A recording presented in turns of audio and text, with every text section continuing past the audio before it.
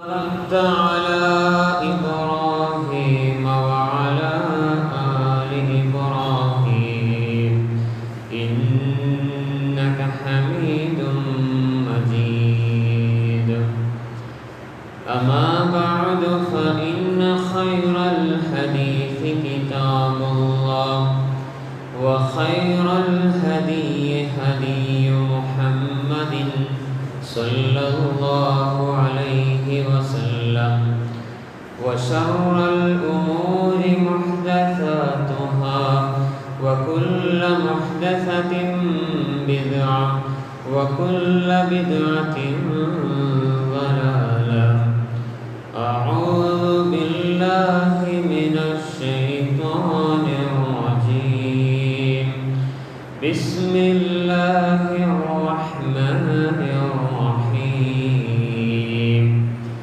يا أيها الذين آمنوا اتقوا الله حق تقاته ولا تموتن إلا وأنتم مسلمون. بسم الله الرحمن الرحيم. والذين أوتوا العلم درجات. ബഹുമാനപ്പെട്ട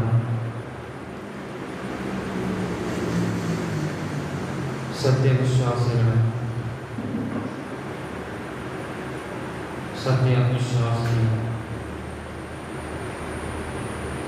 അല്ലാഹു സുബ്ഹാനഹു വ തആലയുടെ വിധിവിലക്കുകൾ ജീവിതത്തിൻ്റെ എല്ലാ രംഗങ്ങളിലും പാലിക്കണമേ എന്ന് എന്നോടെന്ന പോലെ നിങ്ങൾ ഓരോരുത്തരോടും ഒന്നാമതായി ഉപദേശിക്കുകയാണ്, വസിയത്ത് ചെയ്യുകയാണ്.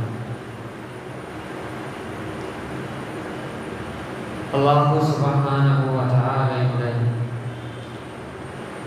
അപാരമായ അനുഗ്രഹത്താൽ, അവൻ്റെ അപാരമായ ബർക്കത്ത് കൊണ്ട് മുസ്ലിമായി ജനിക്കുവാൻ ഭാഗ്യം ലഭിച്ചവരാണ് നമ്മളെല്ലാവരും. മുസ്ലിമായി ജനിച്ചതിന് ശേഷം ഒരുപാട് കാലം നമ്മൾ ജീവിച്ചു മുന്നോട്ട് പോയി. 60 വയസ്സുള്ള ആളുകളുണ്ട്, 30 വയസ്സുള്ളവരുണ്ട്, അതിൻ്റെ താഴെയുള്ളവരൊക്കെ ഉണ്ട്. നമ്മളെ പള്ളിയിൽ ഒരുമിച്ച് കൂട്ടിയിട്ടുണ്ട്. ഈ കാലയളവിനുള്ളിൽ നമുക്കെല്ലാവർക്കും അല്ലാഹു സുബ്ഹാനഹു വ തആല കനിഞ്ഞരുളിയ ഈ ദീനുൽ ഇസ്ലാമിനെ പഠിക്കുവാനും അതിനെ മനസ്സിലാക്കുവാനും ഉൾക്കൊള്ളുവാനും നമുക്ക് സാധിച്ചിട്ടുണ്ടാകുന്ന പുനർവിചാരണയാണ് എപ്പോഴും നമ്മൾ നടത്തേണ്ടത്. ഈ കാലത്ത് ഇസ്ലാം മതം പഠിക്കുന്നതിൻ്റെ പ്രാധാന്യം വളരെയേറെയാണ്. സൗദി അറേബ്യയിലെ മുഫ്തിയായിരുന്നു ഷെയ്ഖ് ഇബ്നു ബാസ്. അദ്ദേഹം മരണപ്പെട്ടുപോയി. മതപഠനത്തിൻ്റെ പ്രാധാന്യത്തെക്കുറിച്ച് അദ്ദേഹത്തോട് ചോദിച്ചപ്പോൾ അദ്ദേഹം പറഞ്ഞത്, ലാ യുംകിനു ലിൽ ഇൻസാനി അൽ മുസ്ലിമി അൻ യഫ്ഹമ ദീനഹു ഇല്ലാ ഇദാ യഅരിഫ അഹ്കാമഹു. ഒരു മുസ്ലിമായ മനുഷ്യന് അവൻ്റെ മതത്തെ മനസ്സിലാക്കുവാൻ സാധിക്കുകയില്ല,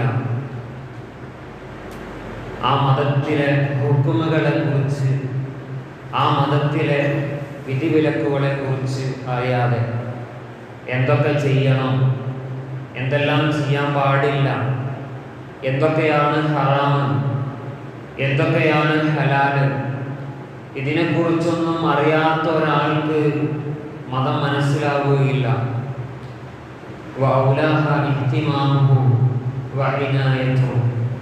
അതുകൊണ്ട് തന്നെ ഒന്നാമതായി ഇസ്ലാം മതത്തെ പഠിക്കുവാനും അത് മനസ്സിലാക്കുവാനും മുസ്ലിങ്ങളെല്ലാവരും അതിന് പ്രാധാന്യം കൊടുക്കണം. ഇസ്ലാം മതത്തെ പഠിക്കുവാൻ വേണ്ടി അതിന് പരിഗണന കൊടുക്കണം. അത് മാത്രം മതിയോ? പോരാ. ഫബദല ജുഹൂദ, അതിനു വേണ്ടി ഒരുപാട് പരിശ്രമങ്ങൾ നാം നടത്തേണ്ടതുണ്ട്.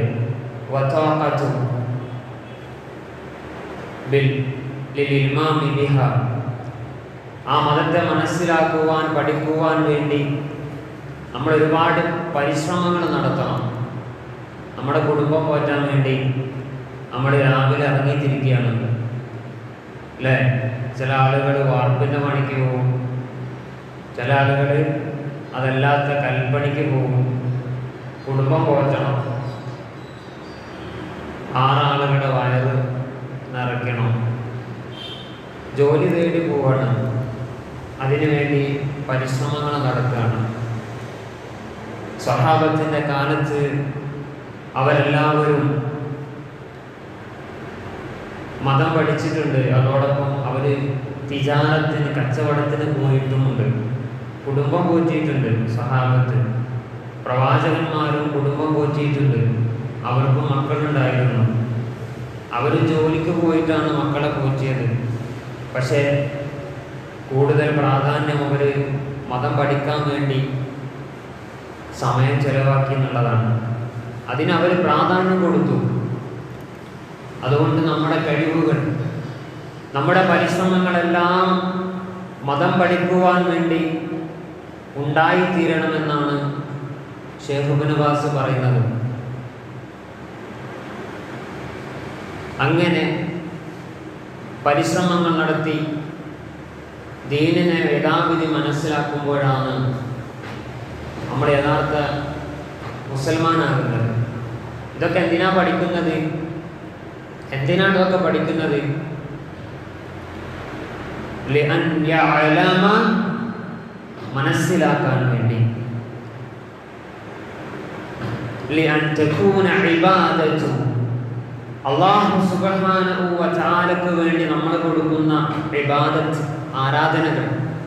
അപ്പോൾ നമ്മൾ ഇബാദത്ത് കൊടുക്കാൻ പോവാണ്. ജുമുഅ നിസ്കാരം, 5 നേരത്തെ നിർബന്ധ നമസ്കാരങ്ങൾ. ഇന്നലെയും അതേപോലെ തന്നെ മിനിയാന്ന് നമ്മൾ മുഹറം 9, 10 നോമ്പ് അനുഷ്ഠിച്ചു.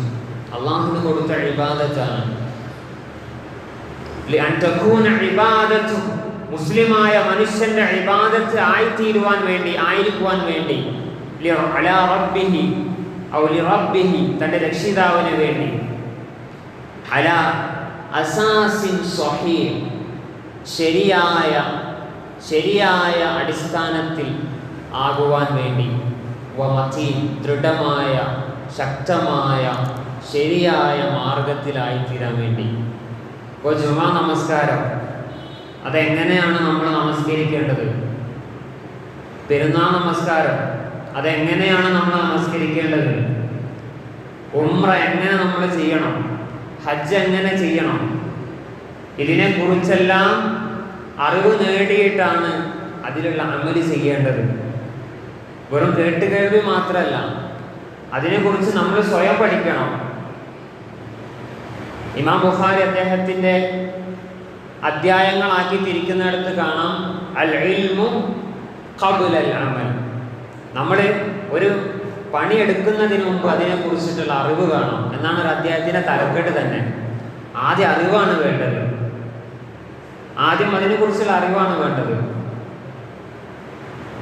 അതുകൊണ്ട് നമ്മുടെ ഇബാദത്തൊക്കെ സ്വഹീഹാകാൻ, ശരിയായ രൂപത്തിലാകാൻ മതം പഠിക്കണമെന്നാണ് ഷേഖ് ഇബ്നു ബാസ് പറയുന്നത്. നമ്മളെല്ലാവരും കേട്ട ഒരു യൂണിവേഴ്സിറ്റിയാണ് ഈജിപ്തിലെ ജാമിയത്തുൽ അസ്ഹർ.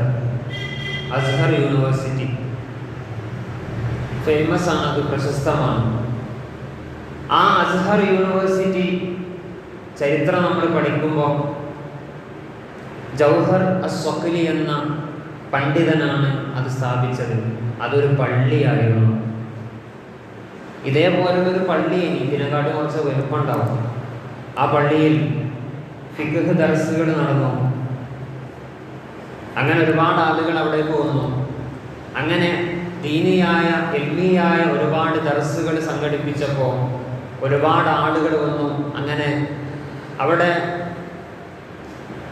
ആധുനിക കാലത്ത് വലിയ നവോത്ഥാനം ഉണ്ടാക്കിയ മുഹമ്മദ് അലി ബാഷ എന്ന മഹാനായ മനുഷ്യൻ, അദ്ദേഹം ഒരുപാട് കുല്ലിയത്തുകൾ ഉണ്ടാക്കി, പുതിയ ബിൽഡിങ്ങുകൾ ഉണ്ടാക്കി. ഒരുപാട് കുല്ലിയത്തുകൾ, കുല്ലിയത്തുൽ ഖുർആനിൽ കരീം, ഖുർആൻ മാത്രം പഠിക്കാൻ ഒരു കുല്ലിയ, ഒരു കോളേജ്. കുല്ലിയത്തുൽ ഹദീസ് ഷരീഫ്, ഹദീസ് പഠിക്കാൻ ഒരു കുല്ലിയ, ഒരു കോളേജ്. ഇങ്ങനെ വ്യത്യസ്ത വിജ്ഞാനങ്ങൾക്ക് വേണ്ടി ഓരോ വിഭാഗം, ഓരോ ഏരിയകളാക്കി തിരിച്ചു. അങ്ങനെ ലോകത്തിൽ ഇസ്ലാമിൻ്റെ ആ ഒരു ഫിഖ്, ഇസ്ലാമിനെ മനസ്സിലാക്കാനുള്ള സംഭവം ലോകത്ത് എത്തിച്ചേർന്നു. അപ്പോൾ അറിവ് പള്ളികളിൽ നിറഞ്ഞു നിൽക്കണം. പള്ളികൾ, അല്ലാഹു സുബ്ഹാനഹു വ തആലയുടെ പള്ളി, അത് വെറും ഇബാദത്തിന് മാത്രമല്ല, അറിവ് അത് പഠിപ്പിക്കപ്പെടുന്ന കേന്ദ്രങ്ങളായിരുന്നു. നബിയുടെ മസ്ജിദ് നബവി, അതേപോലെ തന്നെ മറ്റു പള്ളികളുമെല്ലാം.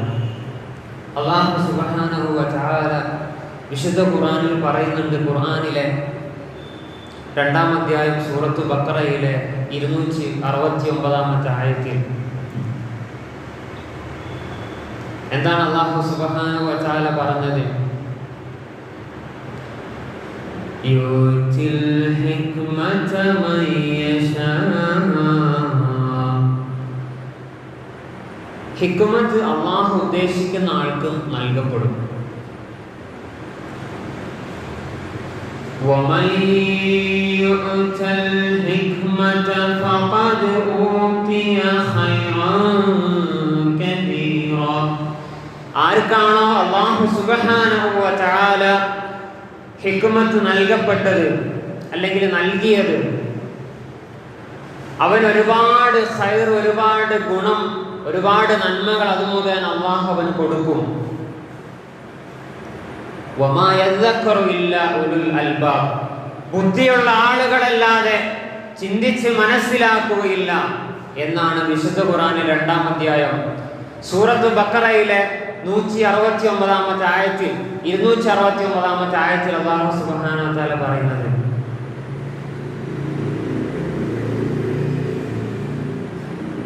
അപ്പോൾ എന്താണ് ഹിക്മത്ത്? യഥാർത്ഥ അറിവ്. അതിനെക്കുറിച്ച് ഒരുപാട് വിശദീകരിക്കുന്നുണ്ട്. ഇബ്നു അബ്ബാസ് റളിയല്ലാഹു അൻഹു അതിനെ വിശദീകരിച്ച് പറഞ്ഞു, എന്താണ്? യഅനി മഅരിഫത്തുൽ ഖുർആൻ, അല്ലാഹു സുബ്ഹാനഹു വ തആലയുടെ ഖുർആനിനെ കുറിച്ചുള്ള അറിവാണത്. അല്ലാഹുവിന്റെ ഖുർആനെ കുറിച്ച് പഠിക്കാം. നമ്മളെന്നും വെള്ളിയാഴ്ച സൂറത്ത് കേൾക്കും. എന്നും സ്ത്രീകളും ആളുകളൊക്കെ എന്ത് ചെയ്യും? രാത്രി കിടന്നുണ്ടെങ്കിൽ എന്ത് ചെയ്യും? സൂറത്ത് മുൽക്ക് ഓതും, അതേപോലെ തന്നെ യാസീനൊക്കെ ഓതും. ഇങ്ങനെ ഓതി പോവുക എന്നല്ലാതെ എന്താണ് അതിൻ്റെ ഉള്ളിലുള്ളത് എന്ന് മുസ്ലിമായി ജനിച്ച് ഇത്രയും വർഷമായിട്ട് നമ്മൾ പഠിച്ചോ എന്ന ചോദ്യമാണ് ചോദിക്കേണ്ടത്. ഉമർ റളിയല്ലാഹു അൻഹു പറഞ്ഞൊരു അസറുണ്ട്, ഹാസിബു ഖബ്ല അൻ തുഹാസബു, നിങ്ങളെ ഒന്ന് വിചാരണ ചെയ്യണം. നാളെ അല്ലാഹു സുബ്ഹാനഹു വ തആല നിങ്ങളെ വിചാരണ ചെയ്യുന്നതിന് മുമ്പ്. അപ്പോൾ നമ്മൾ വിചാരണ ചെയ്യാം. ഇത്ര കാലമായി നമ്മൾ ജയിക്കുന്നു അല്ലേ? ഇത്ര വർഷമായി മക്കളെ മദ്രസയിൽ ചേർത്തു, അഞ്ചിന് ചേർത്തിന് അത് ചേർത്തിയില്ലെങ്കിൽ ആളുകളുടെ ഇടയിൽ ഒരു വില ഉണ്ടാവില്ല. ആ രൂപത്തിലാണ് രക്ഷിതാക്കൾ പലരും മദ്രസയിൽ കുട്ടിയെ ചേർക്കണേ. ഈ മദ്രസ എന്ന് കേൾക്കുമ്പോൾ തന്നെ ആളുകൾക്ക് അതൊരു ഒരു നമ്മളൊരു സ്റ്റാറ്റസിന് പറ്റാത്തൊരു സാധനമാണ് എന്ന കോലത്തിലേക്ക് മാറിയിട്ടുണ്ട്. ഇവിടെ ലോകത്ത് ഇസ്ലാമിൻ്റെ നവോത്ഥാനം ഉണ്ടായത് എങ്ങനെ അറിയാം? പള്ളികളിലൂടെയാണ്. ഒരു പള്ളി ആ നാട്ടിലെ മാറ്റങ്ങൾക്കുള്ള കേന്ദ്രമാണ്. അപ്പോൾ ആ പള്ളിയിൽ അറിവുകൾ ഉണ്ടാകണം, അറിവുകൾ നിറഞ്ഞ ക്ലാസ്സുകൾ ഉണ്ടാകണം, ദർസുകൾ ഉണ്ടാകണം, ഫിഖ് ദർസുകൾ ഉണ്ടാകണം. അങ്ങനെ ദീന് പഠിക്കണം. മസ്ജിദ് നബവിയിലും അതേപോലെ ഇപ്പോഴും സൗദി അറേബ്യയിലെ വ്യത്യസ്ത പള്ളികളിലൊക്കെ ഓരോ വക്ത് കഴിയുമ്പോഴും പണ്ഡിതന്മാരുടെ ദർസുകളാണ്, ക്ലാസ്സുകളാണ്. എന്തിനാണ്? അവർക്ക് ആഗ്രഹമാണ്, കൊതിയാണ്, താല്പര്യമാണ്. ഓരോ വാക്കുകളും അവിടെ പള്ളിയിൽ വരുന്ന മാമൂമികൾ പെറുക്കിയെടുക്കും, അത് സ്വജീവിതത്തിലേക്ക് പകർത്തും. അപ്പോൾ ഇവിടെ ഹിക്മത്ത് എന്ന് പറഞ്ഞാൽ എന്താണെന്ന് അറിയോ? മഅരിഫത്തുൽ ഖുർആനിൽ കരീം, അല്ലാഹു സുബ്ഹാനഹു വ തആലയുടെ സംസാരമായ ഖുർആനെ കുറിച്ചുള്ള അറിവാണ്. എന്തൊക്കെയാണ് അറിവിൽ വരുന്നത്? നാസിഖിഹി വ മൻസൂഖിഹി. ഖുർആനിലെ ചില ആയത്തുകളെ ദുർബലപ്പെടുത്തുന്നുണ്ട്. നാസിഖ് മൻസൂഖ് എന്നൊക്കെ ഉണ്ടാവും. ചിലപ്പോൾ നമ്മൾ ഇപ്പോഴേക്ക് കേൾക്കുന്നത് നാസിഖ് മൻസൂഖ്. ചില ആയത്തുകളെ ദുർബലപ്പെടുത്തും. കള്ളുകുടിയുമായി ബന്ധപ്പെട്ട് 3 ഘട്ടങ്ങളിലാണ് എന്ത് ചെയ്തത്? നിരോധിച്ചിട്ടുള്ളത്. അതിന് മുമ്പ് പറഞ്ഞത് അതിൽ ഒരുപാട് ഉപദ്രവമുണ്ട്, ഒരുപാട് വലിയ അപകടങ്ങൾ അതിലുണ്ട് ഉപകാരത്തേക്കാൾ എന്ന് പറഞ്ഞു. അതാണ് 2ാം ഘട്ടം. അവസാനം പറഞ്ഞു ഇന്നമൽ ഖംറു വൽ മൈസിറു വൽ അൻസാബു വൽ അസ്ലാമു റിജ്സും മിൻ അമലി ശൈത്താൻ. മദ്യപാനം, ചൂതാട്ടം, അതേപോലെ തന്നെ പ്രശ്നം വെച്ച് നോക്കാനുള്ള അമ്പുകളും വീട്ടിലെല്ലാം പൈശാചിക മ്ലേച്ഛ പ്രവർത്തനമാണ്. അതിനാൽ ഇതെല്ലാം നിങ്ങൾ ഒഴിവാക്കണം. കള്ള് പൂർണ്ണമായി നിരോധിച്ചു. അപ്പോൾ ഈ ആയത്ത് മറ്റേ ആയത്തിനെ ദുർബലപ്പെടുത്തി. ഇതാണ് നാസിഖ് മൻസൂഖ്. ആ നാസിഖ് മൻസൂഖിനെ കുറിച്ചുള്ള അറിവാണ് ഈ ഹിക്മത്ത് കൊണ്ട് ഉദ്ദേശിക്കുന്നത്. അതേപോലെ തന്നെ മുഹ്കം മുത്തശാബിഹ്, ഖുർആനിൽ മുഹ്കമായ ആയതുണ്ട്, മുത്തശാബിഹ് ആയതുണ്ട്, ഖണ്ഡിതമായതും ഖണ്ഡിതമല്ലാത്തതുമുണ്ട്. അതേപോലെ തന്നെ ഹലാൽ എന്താണ് നമ്മൾക്ക് ചെയ്യാൻ പറ്റിയത്, ഹലാലായ കാര്യം എന്താണ്, എന്തൊക്കെ ചെയ്യാൻ പറ്റാത്തത്, ഹറാം എന്താണ്, ഇങ്ങനെയുള്ള ഒരുപാട് കാര്യങ്ങളാണ് ഹിക്മത്ത് എന്നതുകൊണ്ട് ഉദ്ദേശിക്കുന്നത് എന്നാണ്.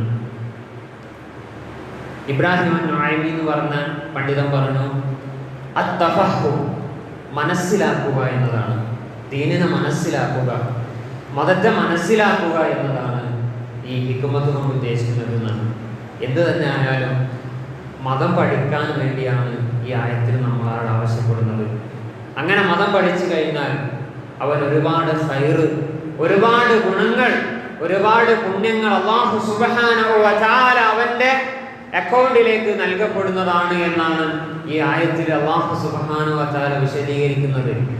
ഖുർആൻ നിർത്തിയിട്ടില്ല അല്ലേ? മഹാനായ പണ്ഡിതനായിരുന്നു അബ്ദുല്ലാഹ് ഇബ്നു അബ്ബാസ് റളിയല്ലാഹു അൻഹു. അദ്ദേഹത്തെ കുറിച്ച് പറയുന്നത് തർജുമാനുൽ ഖുർആൻ എന്നാണ്. തർജുമാനുൽ ഖുർആൻ, ഖുർആനിനെ പരിഭാഷപ്പെടുത്തിയ ആട് എന്നാണ്. ആരാണ് അബ്ദുല്ലാഹ് അബ്ബാസ്? അബ്ബാസ് റളിയല്ലാഹു അൻഹു മകൻ അബ്ദുല്ല ചെറിയ പ്രായത്തിലിരിക്കുന്ന സമയത്ത് അള്ളാഹുവിൻ്റെ റസൂൽ ഇബ്നു അബ്ബാസ് റളിയല്ലാഹു അൻഹുവിൻ്റെ തലയിൽ ഇങ്ങനെ കൈവച്ചുകൊണ്ട് പ്രാർത്ഥിച്ചു, അല്ലാഹുമ്മ ഫഖിഹുഹു ഫിദ്ദീൻ വഅല്ലിംഹു തഅവീൽ. അല്ലാഹുവേ, ഇബ്നു അബ്ബാസ് റളിയല്ലാഹു അൻഹുവിന്, അബ്ദുല്ലാഹ് ഇബ്നു അബ്ബാസ് റളിയല്ലാഹു അൻഹുവിന് നീ മതത്തിൽ ഒരുപാട് അറിവ് നൽകണമേ, മതത്തിൽ അവഗാഹമുള്ള ആളാക്കണേ. വഅല്ലിംഹു തഅവീൽ, വിശുദ്ധ ഖുർആനിന്റെ വിശദീകരണം, അതിന്റെ തഅവീൽ, ഖുർആനിന്റെ തഫ്സീർ നീ അവന് പഠിപ്പിച്ചു കൊടുക്കണമേ എന്ന് അള്ളാഹുവിൻ്റെ റസൂല് അള്ളാഹുവിനോട് തലയിൽ കൈ അള്ളാഹു സുബ്ഹാനഹു വ തആലയോട് അദ്ദേഹത്തിൻ്റെ അബ്ദുല്ലാഹ് അബ്ബാസ് റളിയല്ലാഹു തലയിൽ കൈവച്ച് പ്രാർത്ഥിക്കുകയാണ്. അള്ളാഹു ഉത്തരം കൊടുത്തു. ഖുർആനിൽ വലിയൊരു പണ്ഡിതനായി മാറി അബ്ദുല്ലാഹ് അബ്ബാസ്.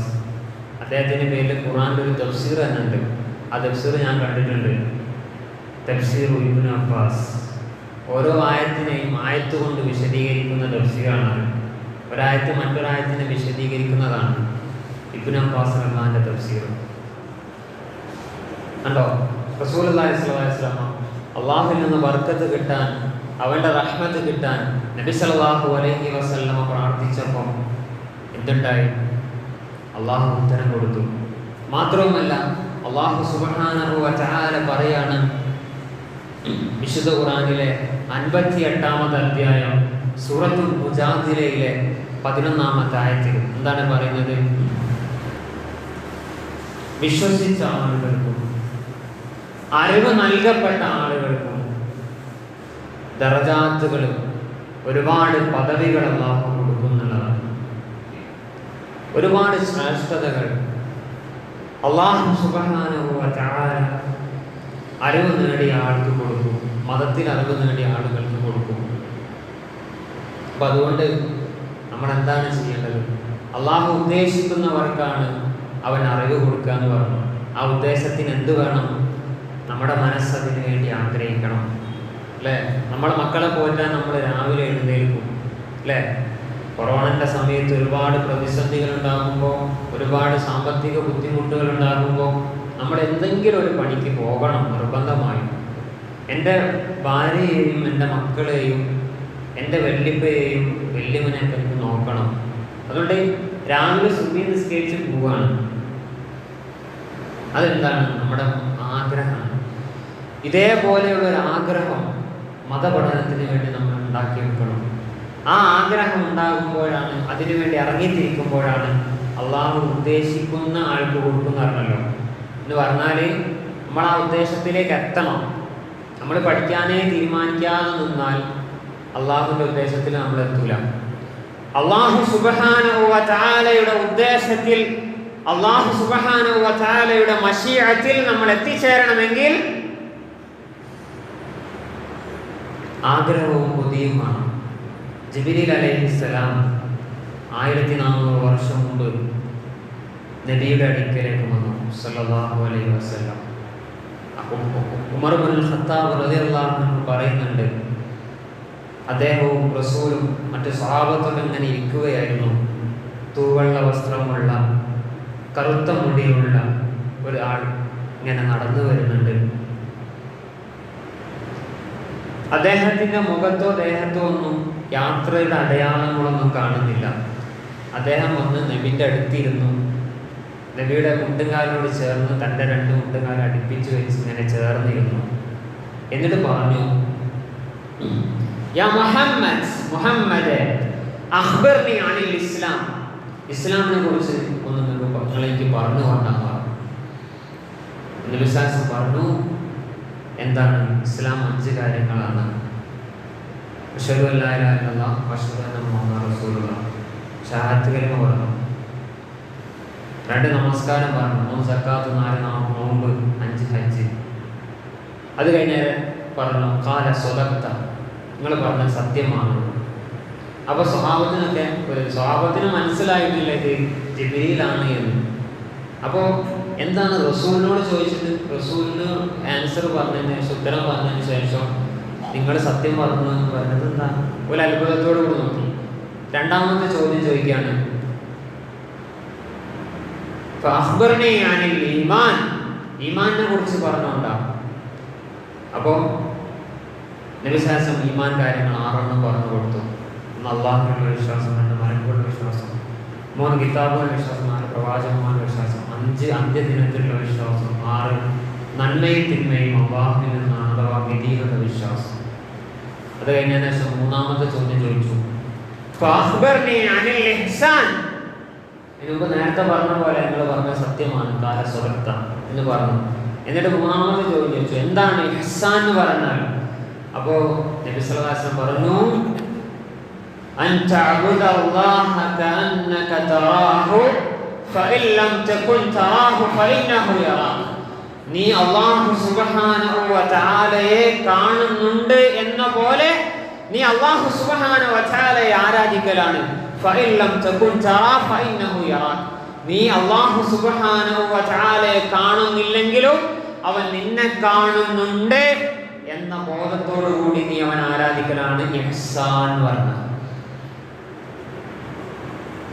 എന്നിട്ട് ജിബ്രീൽ അലൈഹിസ്സലാം പറഞ്ഞു, എന്ത് കാര്യങ്ങളൊക്കെ പറഞ്ഞു തിരിച്ചു പോയി. സ്വഹാബത്ത് ചോദിച്ചു, ആരാണ് ഇദ്ദേഹം? നബി സല്ലല്ലാഹു അലൈഹി വസല്ലം പറഞ്ഞു, അത് ജിബ്രീൽ എന്ന മലക്കാണ്, നമുക്ക് ദീന് പഠിപ്പിച്ചു തരാൻ വേണ്ടി വന്നതാണ്, ദീന് പഠിപ്പിക്കാൻ വേണ്ടി പള്ളിയിലേക്ക് വന്നതാണ്.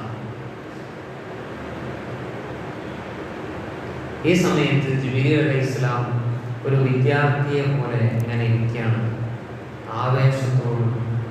ഈ ഹദീസിന്റെ വിശദീകരണത്തിൽ കാണാൻ വളരെ ആഗ്രഹത്തോടും വളരെ കൊതിയോടും കൂടി ഇങ്ങനെ ഓരോ കാര്യവും ഇങ്ങനെ കിട്ടാൻ വേണ്ടി ഇങ്ങനെ ആഗ്രഹിച്ച്, അല്ലെ നമ്മളെ മുമ്പിൽ ഇങ്ങനെ ബിരിയാണിക്ക് ഇങ്ങനെ എടുത്തുവെച്ചാൽ നല്ല വിശപ്പുണ്ട്. ഈ സമയത്ത് നമ്മുടെ ഒരു അവസ്ഥ എന്തായിരിക്കും അല്ലെ? ഒരു മന്തിയാണെങ്കിൽ അല്ലെ നമുക്കിങ്ങനെ ആഗ്രഹം ഉണ്ടാവും. ഇതേപോലെ ഇസ്ലാമിന്റെ കാര്യം ഇങ്ങനെ ആവേശത്തോടെ ഇങ്ങനെ കേട്ടിരിക്കുകയാണ് ജിബ്രീൽ അലൈഹിസ്സലാം. സ്വഹാബത്ത് ഇങ്ങനെ അത്ഭുതപ്പെട്ടിരിക്കുകയാണ്. ആലോചിച്ച് നോക്കി, ഇതാണ് ദീൻ പഠിക്കുക എന്ന് പറഞ്ഞാൽ. ചില ആൾക്കാർ ദീന് പഠിക്കാൻ വരും,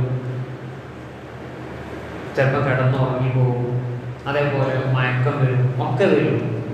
അങ്ങനെയല്ലായിരുന്നു, വളരെ ആവേശത്തോടു കൂടി താല്പര്യത്തോടു കൂടിയായിരുന്നു 16 നൂറ്റാണ്ട് മുമ്പ് സ്വഹാബത്തും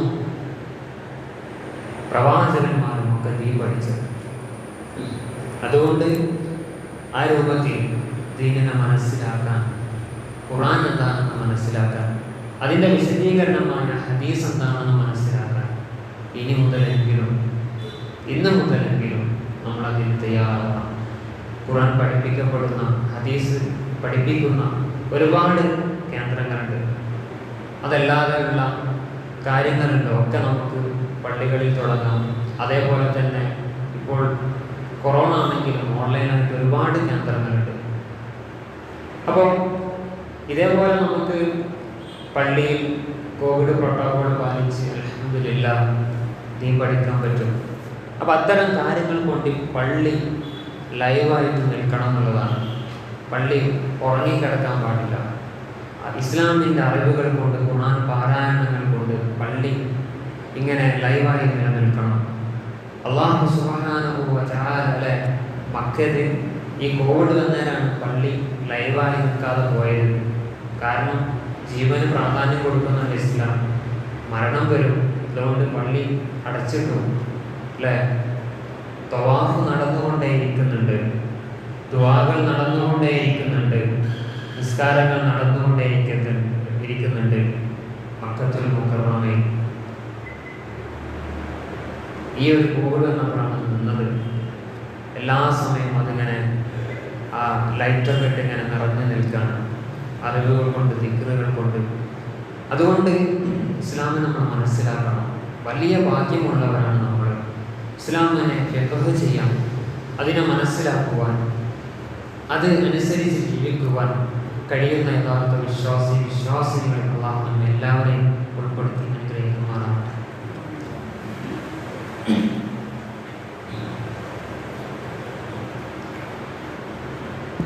അൽഹംദുലില്ലാഹ് വസ്സലാത്തു വസ്സലാമു അലാ റസൂലില്ലാഹ് വഅലാ ആലിഹി വഅസ്ഹാബിഹി അജ്മഈൻ. അമ്മാ ബഅദ്.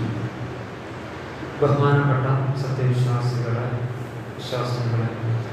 അല്ലാഹു സുബ്ഹാനഹു വ തആലയുടെ വിധിവിലക്കുകൾ ജീവിതത്തിൻ്റെ എല്ലാ ഭാഗത്തും പാലിക്കണമേ എന്ന് എന്നോടെന്ന പോലെ നിങ്ങൾ ഓരോരുത്തരോടും രണ്ടാമതായി ഉപദേശിക്കുകയാണ്, വസിയത്ത് ചെയ്യുകയാണ്. ഇന്നത്തെ കാലത്ത് ഇസ്ലാം പഠിക്കുക എന്നുള്ളത് വളരെ പ്രധാനപ്പെട്ട കാര്യമാണ്. കാരണം ഇന്ന് ഒരു താടിയുള്ള ഒരു മുസ്ലിമിനെ കണ്ടാൽ, അല്ലെങ്കിൽ ഒരു തൊപ്പിയിട്ട ആളെ കണ്ടാൽ അദ്ദേഹം തീവ്രവാദിയാണ് എന്ന രൂപത്തിലാണ് പല മുസ്ലിങ്ങളുടെയും മനസ്സിലുള്ള ഒരു ചിത്രം. അപ്പോൾ നമ്മൾ താടി വെച്ചുകൊണ്ട് തന്നെ, അതേപോലെ തന്നെ ഇസ്ലാമിൻ്റെ അനുഷ്ഠാനങ്ങൾ ചെയ്തുകൊണ്ട് തന്നെ അതിന് മറുപടി കൊടുക്കണം എന്നാണ് നമ്മൾ മനസ്സിലാക്കേണ്ടത്. ഖുർആനിൽ എവിടെയും ഒരാളെയും കൊല്ലണമെന്ന് പറയുന്നില്ല. ഖുർആനിൽ 5-ാം അധ്യായം സൂറത്തുൽ മാഇദയിലെ 32-ാമത്തെ ആയത്തിൽ പറയുന്നുണ്ട്, മൻ ഖതല നഫ്സൻ ബിഗൈരി നഫ്സിൻ ഔ ഫസാദിൻ ഫിൽ അർദി ഫകഅന്നമാ ഖതലൻ നാസ ജമീഅ വമൻ അഹ്യാഹ ഫകഅന്നമാ അഹ്യൻ നാസ ജമീഅ. ഒരാളെ ജീവൻ നഷ്ടപ്പെടുത്തിയാൽ, അന്യായമായി നഷ്ടപ്പെടുത്തിയാൽ, കൊന്നാൽ ഭൂമിയിലുള്ള മുഴുവൻ മനുഷ്യരെയും കൊന്നതിന് തുല്യമാണ്. ഒരാളുടെ ജീവൻ രക്ഷപ്പെടുത്തിയാൽ ഭൂമിയിലുള്ള മുഴുവൻ മനുഷ്യരെയും ജീവൻ രക്ഷപ്പെടുത്തിയതിന് തുല്യമാണ്. ഇതാണ് ഖുർആൻ പറയുന്നത്. ഇതിൻ്റെ അന്യായികൾക്ക് എങ്ങനെയാണ് ഒരാളെ കൊല്ലാൻ കഴിയില്ല. അപ്പോൾ ഖുർആനും ഹദീസും വേറിട്ട് പോയ വേറെ ഏതോ ഒരു ആശയത്തിൽ ചേർന്ന ആളാണ് മുസ്ലിം പേരിൽ നിന്ന് കൊല്ലുന്നതും വ്യഭിചരിക്കുന്നതും അതേപോലെ കള്ളു കുടിക്കുന്നതും മോഷണം നടത്തുന്നതും ഒക്കെ മുസ്ലിം ആയിക്കൊണ്ടല്ല. അതൊരു ഹദീസിൽ കാണാൻ പറ്റും. ഒരാൾക്ക് മുസ്ലിം ആയിട്ട് ഈ തെറ്റുകൾ ചെയ്യാൻ പറ്റില്ല. ഇസ്ലാമിൽ നിന്ന് പുറത്തു പോയിട്ടാണ് അയാൾ ചെയ്യുന്നത്. ഒരാൾ നിസ്കരിക്കുമ്പോൾ മുസ്ലിമാണ്, അയാൾ കണ്ടുപിടിക്കുമ്പോൾ മുസ്ലിം അല്ല. അപ്പോൾ ഖുർആൻ പഠിപ്പിക്കുന്ന കാര്യം നമ്മൾ മനസ്സിലാക്കുക, മുസ്ലിമായി ജീവിക്കുക. ഇപ്പോൾ നമ്മുടെ വീടിൻ്റെ അടുത്തൊക്കെയുള്ള അയൽവാസികൾ പലരും പത്രങ്ങളിലൂടെ താടിയുള്ള ആള് ഭീകരവാദിയാണ് എന്ന രൂപത്തിലാണ് പത്രവും ചാനലുകളൊക്കെ ഇന്ന് നിർവഹിച്ചു കൊണ്ടിരിക്കുന്നത്. കാരണം ഇസ്ലാമിൻ്റെ ശത്രുവാണ് എന്ത് മീഡിയ, അല്ലെങ്കിൽ ഇസ്ലാം മീഡിയയുടെ ശത്രുവാണ്. കാരണം കണ്ടുപിടിക്ക്, വ്യഭിചാരത്തിന്, ഇതിനൊക്കെ എതിരാണ് ഇസ്ലാം. സ്ത്രീ സൗന്ദര്യം പ്രകടിപ്പിക്കുന്നതിനൊക്കെ ഇസ്ലാം എതിരാണ്. അപ്പോൾ ഓരോ കച്ചവടം നടക്കൂല. അപ്പോൾ അവരെന്ത് ചെയ്യും? ഇസ്ലാമിനെ തകർക്കാൻ ശ്രമിക്കും. അങ്ങനെ ഇസ്ലാമിനെ വികൃതമായി ചിത്രീകരിക്കും. ഇപ്പം നമ്മൾ തന്നെ നോക്കുക, നമ്മളൊരു വാർത്തകനെ കാണുകയാണ്, ഒരു താടി തൊപ്പിയുടെ ഒരാളെ കാണുമ്പോൾ നമ്മളെ മനസ്സിലേക്ക് വരുന്ന ചിത്രം എന്താണ്? അയാൾ ഭീകരവാദികളാണ്. നമ്മളെ മനസ്സിന് വരെ ഒരു മീഡിയ മാറ്റി എന്നുള്ളതാണ്. എന്നാലോ കുറേ ആളെ കൊന്ന ഒരാളെ ചിത്രം ഉണ്ടാവും, അത് നമ്മൾ കാണുമ്പോഴോ അയാൾക്ക് താടിയൊന്നുമില്ല, പക്ഷേ ഭീകരവാദിയാണെന്ന് നമുക്ക് തോന്നില്ല. അപ്പോൾ മീഡിയ എന്ന് പറഞ്ഞാൽ എന്താ അറിയാം? അതാണ് മീഡിയ രംഗത്ത് വലിയ ആളുകൾ പറഞ്ഞ് മീഡിയ നമ്മളെ മനസ്സിൽ കയറി നമ്മളെ തന്നെ ശത്രുവാക്കി മാറ്റും. അതാണ് മീഡിയ എന്ന് പറഞ്ഞത്. അപ്പോൾ നമ്മൾ യഥാർത്ഥ മുസ്ലിമായി താടി കഴിച്ച് നെരിയാണിക്ക് മേലെ പാൻറ്റൊക്കെ ഇട്ട് തന്നെ അവരോട് പറയാം. അതോടൊപ്പം അവരോടുള്ള നല്ല സൗഹൃദം, ഇഹ്സാൻ എന്ന് പറഞ്ഞാൽ അതാണ്.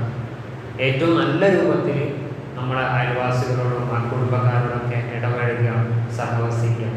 അങ്ങനെ ഇസ്ലാമിൻ്റെ തെറ്റിദ്ധാരണ ഒഴിവാക്കുക. അതോടൊപ്പം ഇസ്ലാമിൻ്റെ കാര്യങ്ങൾ അവർക്ക് എത്തിച്ചു കൊടുക്കുക. അതുകൊണ്ട് തന്നെ ഇന്ന് വളരെയേറെ പ്രാധാന്യമുള്ളതാണ്. ലോകാടിസ്ഥാനത്തിൽ ഏറ്റവും കൂടുതൽ തെറ്റിദ്ധരിപ്പിക്കപ്പെട്ടുകൊണ്ടിരിക്കുന്ന മതം അത് ഇസ്ലാമാണ്. നമ്മൾ ഓരോരുത്തരും വിചാരിച്ചാൽ ആ തെറ്റിദ്ധാരണ മാറ്റാൻ നമ്മുടെ ജീവിതം വഴി കഴിയും, നമ്മുടെ സംസാരം വഴി കഴിയും. അതിന് അല്ലാഹു സുബ്ഹാനഹു വ തആല നമുക്കെല്ലാവർക്കും തൗഫീഖ് നൽകി അനുഗ്രഹിക്കുമാറാകട്ടെ. നമ്മളിൽ നിന്ന് മറന്നുപോയ എല്ലാ തെറ്റുകളും കുറ്റങ്ങളും അല്ലാഹു പുറത്ത് മാപ്പാക്കി തരുമാറാകട്ടെ. കൊറോണ മൂലം മരണപ്പെട്ടു പോയ നമ്മുടെ കുടുംബങ്ങൾ, ബന്ധുമിത്രാദികൾ, അയൽവാസികൾ, ആദർശ ബന്ധുക്കൾ എല്ലാവർക്കും അല്ലാഹു സുബ്ഹാനഹു വ തആല മഗ്ഫിറത്തും മർഹമത്തും നൽകി അവരെയും ഞങ്ങളെയും നിന്റെ ജന്നാത്തുൽ ഫിർദൗസിൽ ഒരുമിച്ച് കൂട്ടി അനുഗ്രഹിക്കുകയും ചെയ്യണമേ. ഈ കോവിഡ് എന്ന മഹാമാരി ലോകത്ത് നിന്ന് നീ എടുത്തു മാറ്റണമെന്നവരുടെ നമ്മിൽ നിന്നും മരണപ്പെട്ടു പോയ ബന്ധുമിത്രാദികൾ, കുടുംബക്കാർ എല്ലാവർക്കും അല്ലാഹു മഗ്ഫിറത്തും മർഹമത്തും നൽകി അവരെയും ഞങ്ങളെയും നിന്റെ ജന്നാത്തുൽ ഫിർദൗസിൽ ഒരുമിച്ച് കൂട്ടി അനുഗ്രഹിക്കുകയും ചെയ്യണം.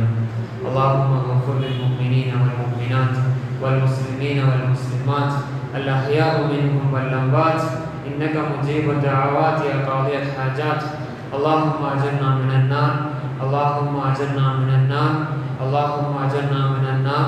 ربنا هب لنا من ازواجنا وذرياتنا قرة اعين واجعلنا للمتقين اماما. ربنا آتنا في الدنيا حسنة وفي الآخرة حسنة وقنا